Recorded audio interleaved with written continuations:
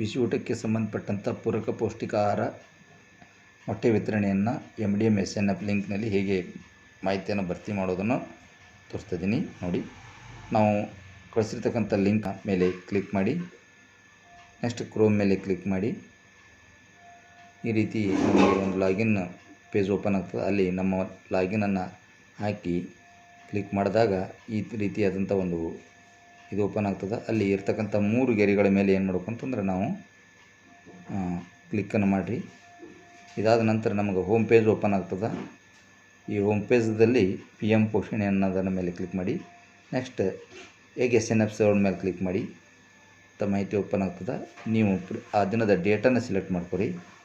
next ಈ ಡೇಟಿನ ಮೇಲೆ ಮಕ್ಕಳ ಹಾಜರಾತಿ, ಆಮೇಲೆ ಎಗ್ ಸರ್ವ್ ಮಾಡಿದವರು, ಬನಾನಾ ಎಷ್ಟು, ಚಿಕ್ಕಿಯನ್ನು ಮಾಹಿತಿ ಹಾಕ್ಲಿಕ್ಕೆ